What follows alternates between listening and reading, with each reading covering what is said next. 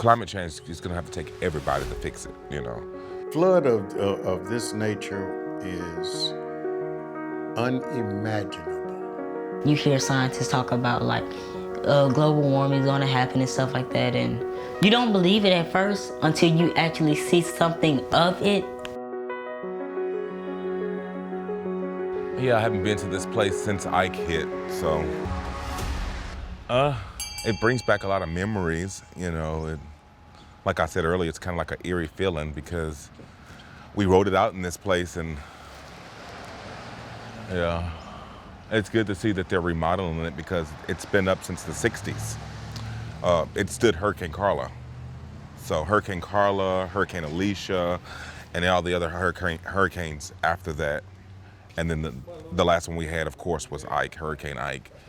This place has been here since the 60s, the late 60s. Of course, I wasn't born. I was born in '76, but this place has always been here. But it's a popular place here in Galveston. But I remember as a kid walking by here and seeing the blue light. It was a blue light and said Selena's Blue Room, and that always caught my attention because it was blue lights, and I would walk by, and probably was like 9 or 10 years old, wasn't even old enough to go in there, but I always wondered how it looked on the inside, you know. Okay, before the storm, my view of climate change, I didn't really have a big view about it. I've heard about it. You would hear about it on the news and stuff, and I go, oh, well, that's not gonna be in my time. Now, after Ike had passed, you know, my thoughts of climate change, I'm more thoughtful of it now. I pay more attention to it now, you know. Climate change is gonna have to take everybody to fix it, you know. And my common sense tells me that, you know, with those glaciers and icebergs breaking, it's causing the seas to swell. Where did that water go?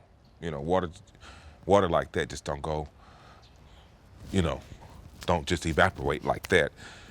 You know, it's just like kind of like having a big old piece of sculpture and sculpted ice or something, and then when it melts, it has to go somewhere, and that's what probably causing the seas to swell, and then it's probably causing, you know, these hurricanes.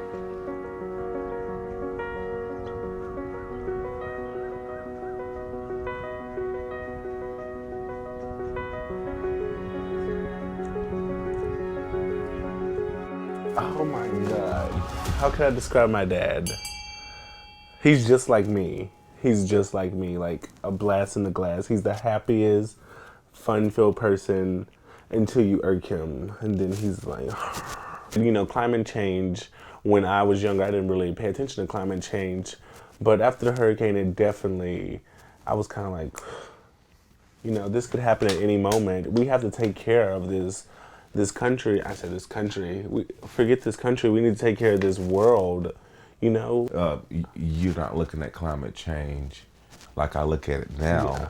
I didn't look at it then when I was your age like I look at it now. You know, you pay more attention to a lot of things, you know. I guess once you get older. Not calling myself old.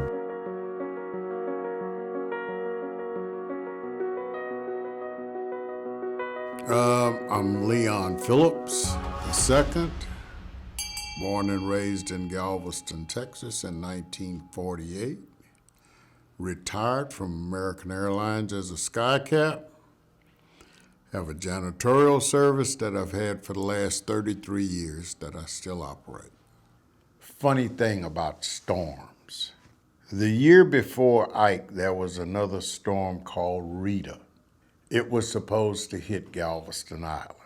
Rita didn't hit Galveston. This gave people the idea that I ain't running from no storm. So when Ike came along, a lot of people said, I ain't going nowhere. It was bad. You know, I mean, there were boats on the road. You know, I mean, it's a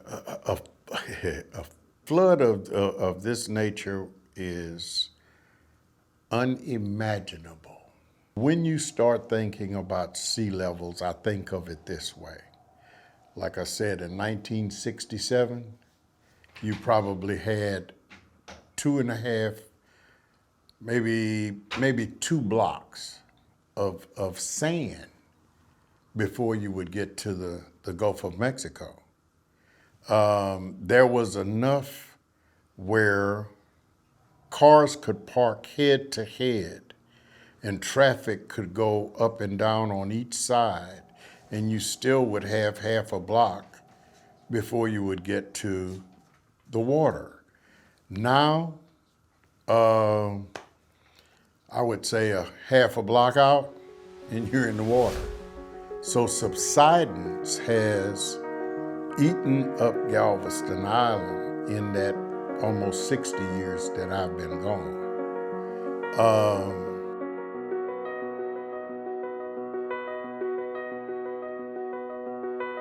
My name is Jonathan Henry. I'm 14 years old. I'm from Galveston, Texas. I'm a freshman. I just love my family and I just love being around people. Galveston, it is wonderful. It's crazy at times, but it's just wonderful. It's all here in Galveston. You hear scientists talk about like global warming is gonna happen and stuff like that, and you don't believe it at first until you actually see something of it. We live on an island. We live on an island. We see it every day. Although we don't realize it as much, but we see it every day. People who live off the island, they only see a portion of it. They don't get to see the full picture. And I'm just worried for my generation coming up because we only have God knows how much time left on here. And with everything that's going on, I don't want the earth to be in danger. For me, when I look at the globe, I am really worried, first off, for my country. What's gonna happen if something comes towards us? And how we're gonna make it through it, how we're gonna survive.